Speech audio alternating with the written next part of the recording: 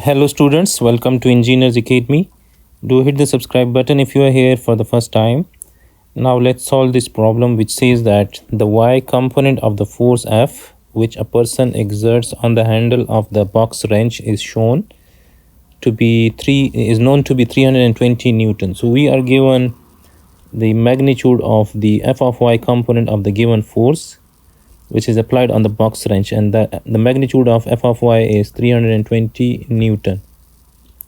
And we are asked to determine the x component and the magnitude of that force F. So we are asked to find the x component of that force F, and we have to find the magnitude of that force F. So we can redraw that force F here. So we can say that this is that force F which is acting in this direction, and the magnitude of this force F is not known, which is required. So we have to find the magnitude of this force F. We are given the y component of this force F, the magnitude of the y component of this force F. So this will be F of x, and its magnitude is also not known. And we are given the magnitude of F of y, and F of y must be acting in this direction. This is F of y, whose magnitude is 320 Newton. And you guys can see this is our positive x and this is our positive y. So fx is in the positive x, fy is in the positive x. Fy has a magnitude of 320 Newton, and we are given the angle of that force F in the shape of that triangle. Let me show that triangle here as well. So this is 5, this is 12. So if I find the hypotenuse of this triangle, of this small triangle, so we can find the hypotenuse by applying the Pythagoras theorem. So we can say that the hypotenuse of that small triangle, which tells us the angle of that force F with the horizontal, will be equal to, we can say hypotenuse square will be equal to 5 square plus 12 square. And now if we take the square roots on both sides of equation, so we will be able to find the hypotenuse of that right angle triangle, which tells us the angle.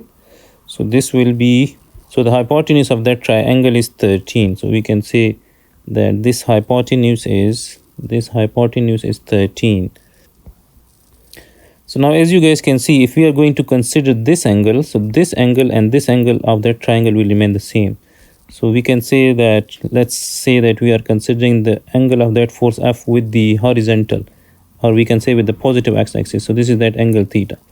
So now as you guys can see that f of x is adjacent to the angle. So if f of x is adjacent to the angle, then f of x will be cos of theta in terms of this angle. So we can say that f of x is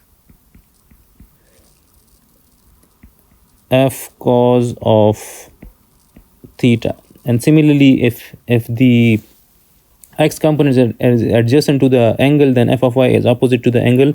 And if f of y is opposite to the angle, then it is sine component of that force F. So we can say that f of y is equal to f sine of theta, and as we know that the magnitude is equal to 320 Newton. So this is given, this is 320 Newton. Now we can find if this angle and this angle remain the same, then we can say sine of theta from this right angle triangle will be the perpendicular divided by hypotenuse. So we can say that from this we can say that f sine of theta will be 12 divided by 13, the opposite side, and divided by the hypotenuse. This will be equal to 320 Newton. And if we cross multiply both sides of equation, so we will have f equals to 320 multiplied by 13 divided by 12. So we can say that this is 320 multiplied by 13 divided by 12. This gives us the force magnitude. So the force magnitude which was unknown, which was required, is 346.67. So 346.67 Newton. And similarly, now once we know the magnitude of that force F, we can use this equation to find the magnitude of f of x, which is required.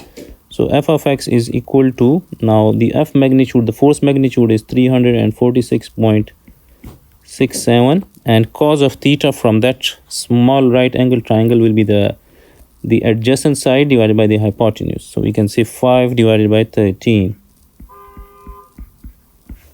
So this is, we can say that force magnitude multiplied by 5 divided by 13. So this gives us 133.33. So 133.33 newtons. So this is that force F magnitude. So we know f of x magnitude, and we know that force F magnitude, and we know f of y magnitude. Now, as you guys can see, that if we were asked to write the scalar components of this force F, so we can say that f of x, the scalar component of that force F in the x direction, will be 133.33 Newton, and it is acting in the positive x. And similarly, the scalar component of that force F will be equal to 320 Newton, and that is acting in the positive y as well. And if you guys want to check that if the solution is accurate or not, so the force F magnitude will always be equal to f of x square plus f of y square under the square root. So you guys can cross check your answer, and you guys can see if we get the same force magnitude. So we can say that f of x is 133.33 square plus 340. The f of y magnitude is 320. So 320 square, which gives us 346.67, which is approximately the same. So, and similarly, if you were asked to write this, if you were asked to represent this force F in terms of I and J components, so we can say that force F vector will be equal to Fxi plus Fyj, and Fx and Fy, they are the scalar components. So Fx is plus 133.33i plus 320j. So this is the Cartesian vector representation of that force F, which is applied to that box wrench.